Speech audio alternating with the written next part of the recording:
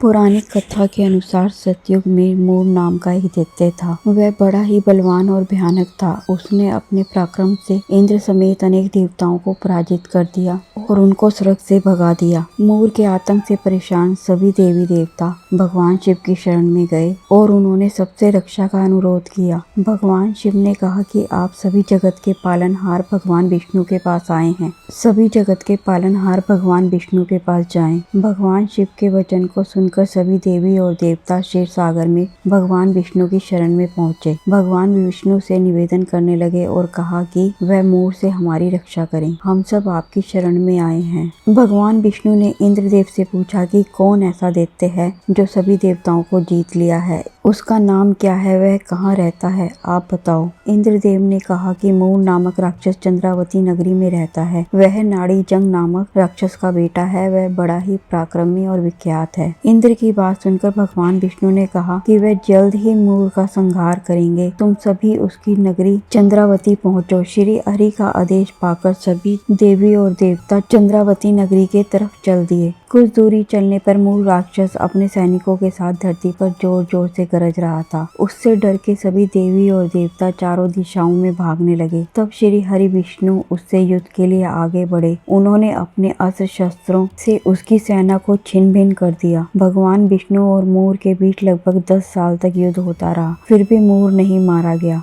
भगवान विष्णु थककर बद्रिकाश्रम चले गए। वहाँ पर भगवान विष्णु हेमत नामक सुंदर गुफा में विश्राम करने लगे। यह गुफा 12 योजन तक लंबी थी और उसमें सिर्फ एक ही प्रवेश द्वार था। भगवान विष्णु वहाँ पर योग निद्रा में थे। उनका पीछा करते हुए मूर भी वहाँ आ गया। भगवान विष्णु को योग निद्रा में पाकर उन पर हमला करने के लिए आगे बढ़ा। तभी भगवान श्री हरि विष्णु के शरीर से एक देवी प्रकट हुई। उन्होंने मूर के साथ युद्ध किया और उसका संहार कर दिया। युद्ध बीत जाने के बाद भगवान विष्णु जब योग निद्रा से बाहर आए तब उन्होंने देवी को देखा। उन्होंने कहा कि आपका जन्म एकादशी के दिन हुआ है, इसलिए आप उत्पन्ना एकादशी के नाम से जानी जाएंगी। जो लोग आपकी पूजा करेंगे वह हमारे भी भक्त होंगे। भगवान श्री कृष्ण ने युधिष्ठिर से यह कथा सुनाते हुए कहा कि जो भी व्यक्ति एकादशी का व्रत करता है उसके पाप मिट जाते हैं, दुख दूर होते हैं। मृत्यु के बाद उसे परम गति की प्राप्ति होती है। भगवान विष्णु के श्री चरणों में स्थान पाता है, उसे मोक्ष मिल जाता है।